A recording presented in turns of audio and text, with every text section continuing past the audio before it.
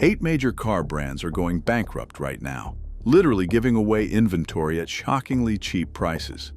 Luxury vehicles that sold for $50,000 are now $19,000 or less, with dealers throwing in free warranties, maintenance packages, and cash rebates unthinkable 2 years ago. But why would established companies give cars away at massive losses? The answer is darker than you think. These aren't temporary sales, they're last-ditch survival tactics from brands months from shutting down permanently. While deals look tempting, there's a shocking reality you need to understand.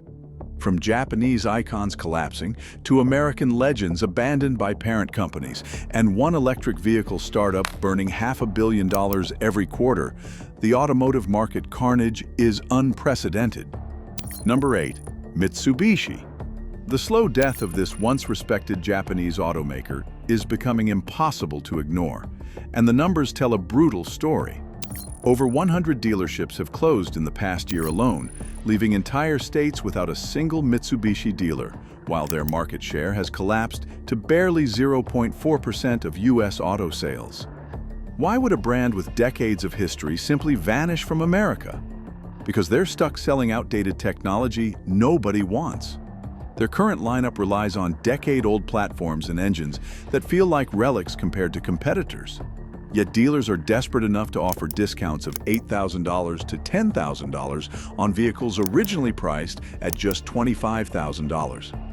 That's nearly 40% off MSRP, with 0% financing for 84 months thrown in just to move metal off the lot. Some dealers are literally selling cars below cost because keeping the lights on requires cash flow, even if it means losing money on every sale. Unless Mitsubishi drastically reinvents itself, expect the brand to quietly exit the American market within 2 years. Number 7. Chrysler. Once a cornerstone of American automotive history, this brand has been reduced to just 2 aging models, the 300 sedan and Pacifica minivan. How did an American icon fall so far?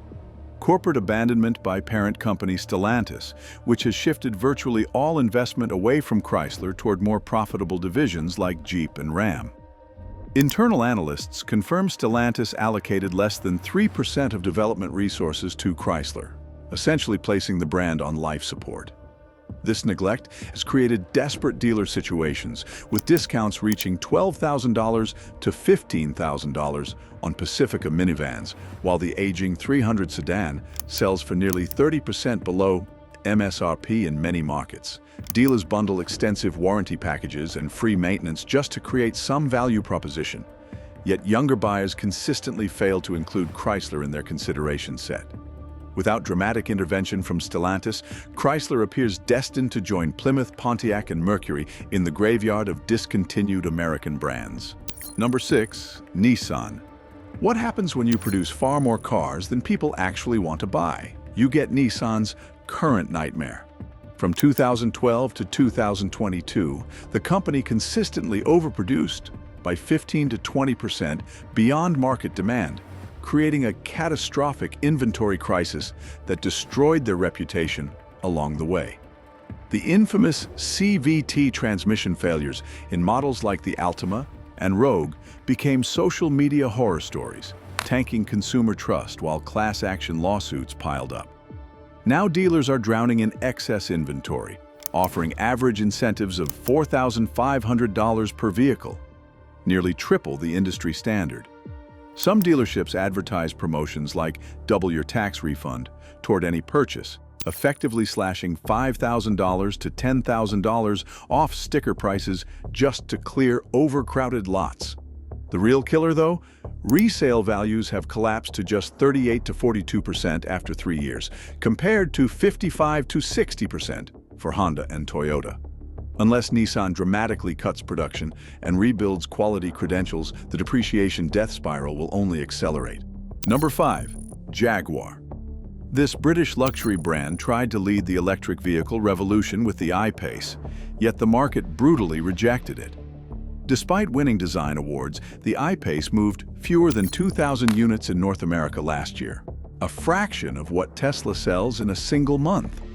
Can a luxury brand survive when buyers don't even know what it stands for anymore? The answer is clearly no, because Jaguar's sales have plummeted over 40% year over year, with some months recording fewer than 500 deliveries nationwide. Dealers have resorted to lease deals that defy logic, slashing monthly payments from $799 down to $399 on F-Pace SUVs, while lease residual values admit these vehicles will lose 70% of their value in just 3 years. Without decisive action and massive investment from parent company Tata Motors, Jaguar appears headed for either radical reinvention or a quiet exit from the market entirely. Before we continue, thanks for watching. Subscribe to the channel. Let's move on. Number 4. Infiniti. Nissan's luxury division has become a cautionary tale of what happens when innovation stops. The QX50 runs on a platform from 2013. The Q50 sedan dates back to 2014, and the flagship QX80 SUV rides on architecture from 2010. What went so wrong in the battle against Lexus? Complete product neglect, while competitors invested heavily in electrification and cutting-edge technology, leaving Infiniti with nothing to offer in the fastest-growing luxury segment. This technological irrelevance has forced dealers into discount dependency, with incentives frequently exceeding $10,000 on models like the QX60, essentially positioning Infiniti as the budget luxury option, which contradicts the entire concept of premium pricing. Showroom traffic has collapsed by over 60% in 5 years, and industry sources reveal that more than 35% of Infiniti dealers operated at a net loss last year. Without dramatic reinvention from a financially struggling Nissan, Infiniti faces the same fate as discontinued brands like Saab and Mercury. Number 3. Fiat. The Italian brand's return to America in 2011 has become one of the most spectacular failures in recent automotive history, and the collapse is visible in every metric. Dealers report showrooms sitting empty for entire days without a single customer walking through the door, despite millions spent on franchise agreements and facility construction. Can a brand recover from earning the nickname "Fix It Again, Tony" while ranking dead last in reliability surveys? Apparently not, because parent company Stellantis has slashed North American marketing budgets by over 80% since 2019, essentially abandoning any meaningful support for the struggling brand.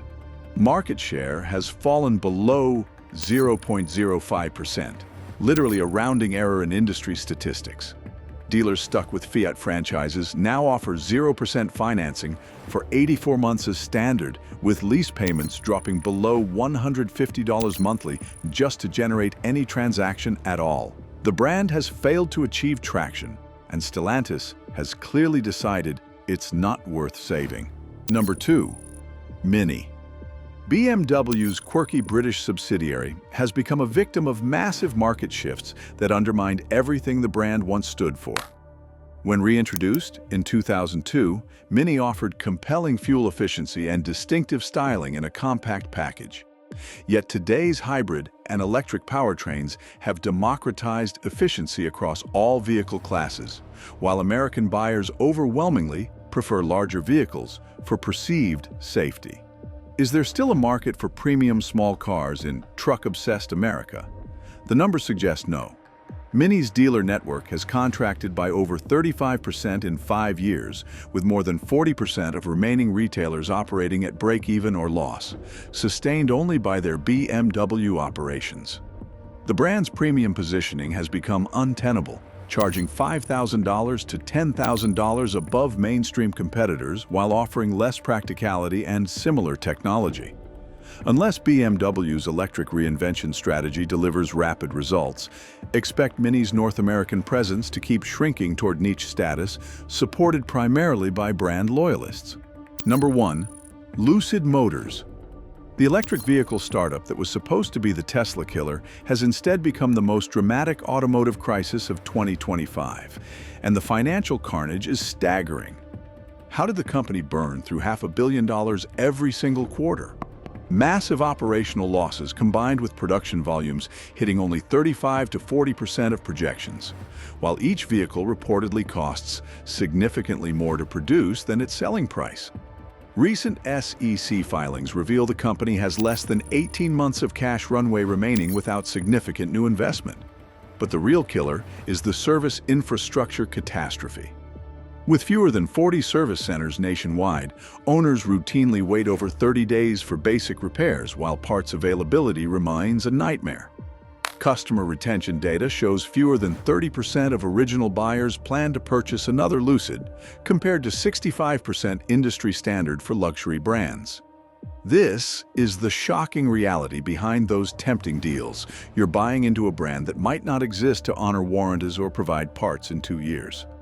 Unless Saudi backers continue funding or manufacturing efficiency improves dramatically, Lucid appears headed for the startup graveyard alongside Fisker and Faraday Future. 8 brands, 8 different death spirals, but the same desperate endgame: giving away cars they can't afford to build. The deals look tempting until the warranty expires and nobody's there to answer. Which brand shocked you most? Drop a comment below.